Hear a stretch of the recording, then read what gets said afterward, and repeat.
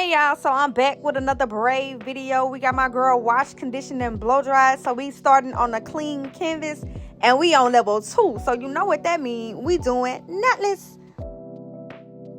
Not gonna lie, these definitely took your girl through there.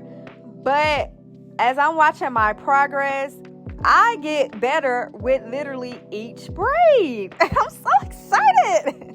And so right here, I was just trying.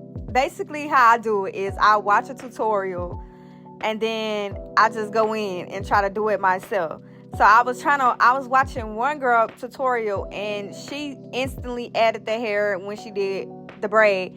And then I was watching others and they'll probably like braid 1 or 2 down and then, add the hair. So I had to go, the first method I didn't like. So I had to change it up and do what I'm doing on screen now. And you see how I just instantly added that hair in, like bam, expert already.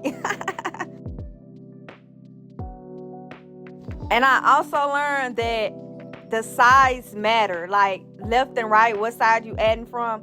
I'm a right-hander, so I cannot add from the left-hand side to save my life. Look at it.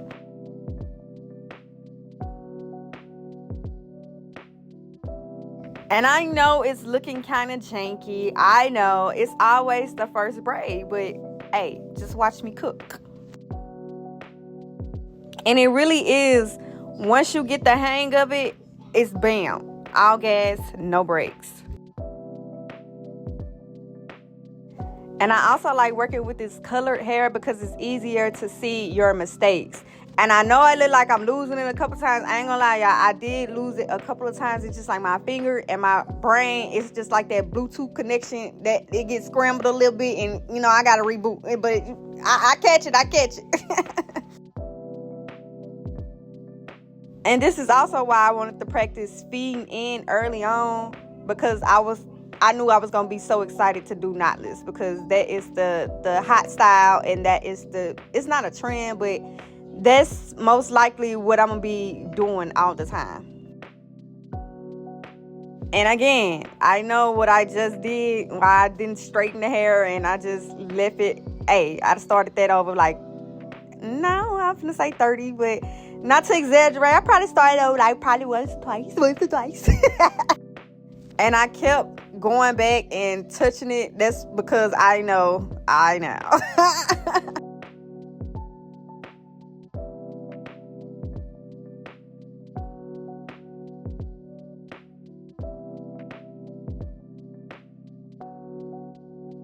And also, this doll head does affect the way my parts and my squares is looking. So I'm definitely going to perfect that on a real head, on a real scalp. Same thing. But look at me trying to add from the left side. It just was not clicking. So I had to switch it around and add it from the right side.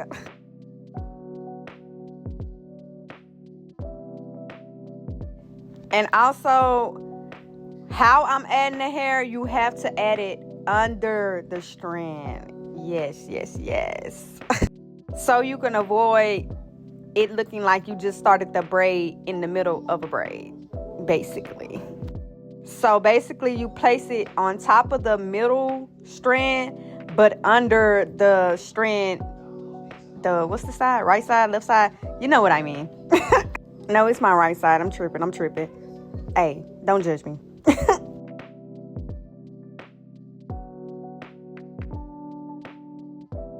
Baby, that second braid is looking atrocious.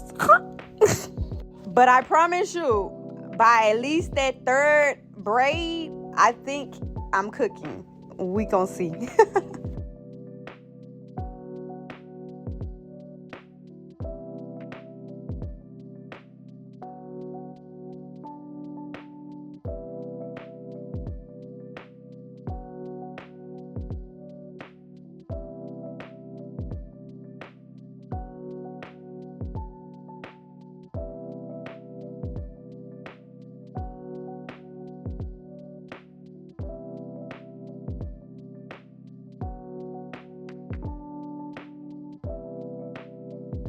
Yeah, this the braid where I started cooking. But my dog head, the stand, it's kind of janky. I stepped on it. And so the bottom part don't go all the way down. Well, it do, but sometimes it comes, I don't know, it gets a little shaky. But it was kind of irritating. But this braid, yes, girl, clocked it. And I also need to go ahead and invest in a braid stand. So it'll be easier for me to grab and go.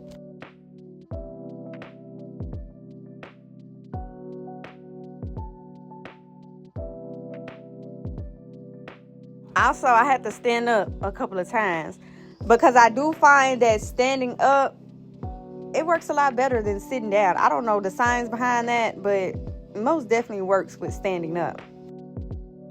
I know for sure it works when you first start in the braid, when you stand up and first start the braid. And I also, I need to find someone that teaches you about the sizes of the hair. But maybe I'll learn that. Look at it. I'm cooked. But with the sizes of the hair pieces to add, I need to study that more because that matters as well. Of course it matters because it shapes the braid. But I know some of my braids were a little probably large, knotless. And some were probably small, and then some were probably medium. See, my homegirl, she was trying to teach me through FaceTime. But I think that braid rack is going to be really helpful because I can separate the hair. I can have one row super duper tiny strands to add, and then the next row a little bit bigger than that. She was trying to tell me you got one piece super small, and then the next piece a little bit bigger than that last piece, and then that piece a little bit bigger than the last piece. So I definitely need a braid rack so I could separate the strands.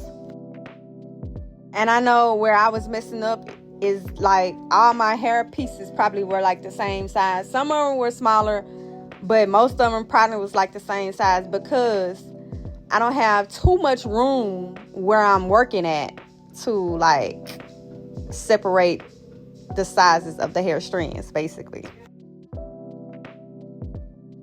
Second row in the dough. And right here, you can most definitely see where practice makes progress because it got easier to start the braid, add the hair, braid down, add hair, braid down, add hair.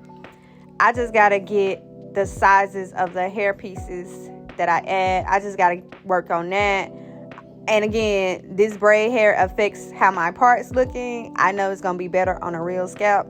But, we got to work with what we got to get what we want. Okay. And I also got my first volunteer for a braid model. Hopefully she's in the city because when I'm ready, I'm calling her.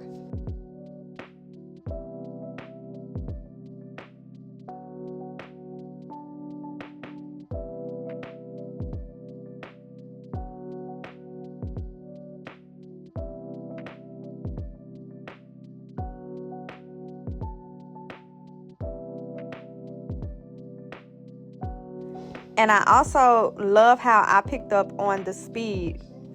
And I think I probably like knotless. My homegirl said I'm going to like knotless over the traditional way. I didn't have to start the braids over. And it's probably because you know how traditional you add the braid to the root. And that can mess up. That base can look kind of janky if it's not tight. And then with knotless, you just braiding the hair. And it's easier to get the base looking a little tight and stuff like that. Now I was gripping the hell out of this damn dog head, so I can't do that on a real person. But I think again it's the doll hair.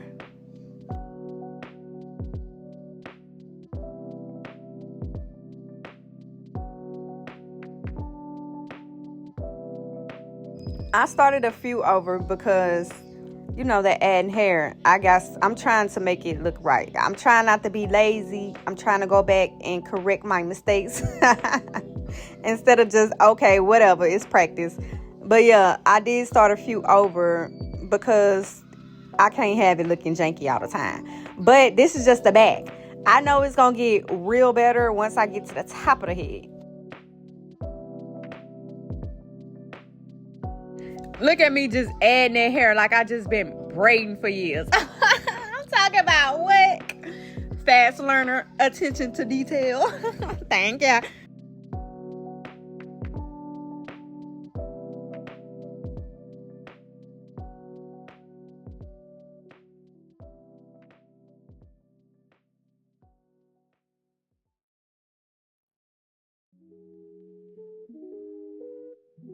I just love when I'm editing my videos, watching it back and seeing like where I went wrong, where I could have did better, and then going in there and actually applying.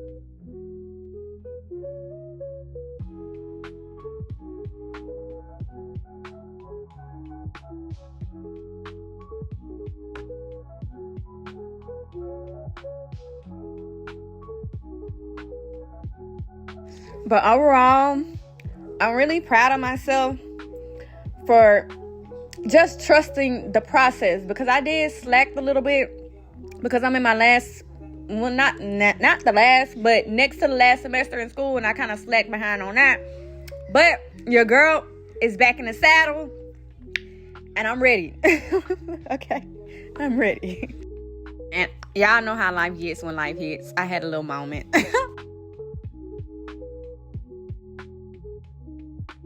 And here we are on the last braid. As always, y'all, thank y'all for following along and supporting me from the very beginning.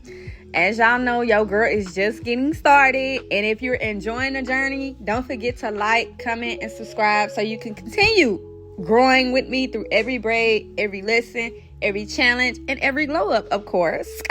Because we only gonna get bigger. We only gonna get better. The only way is up, okay?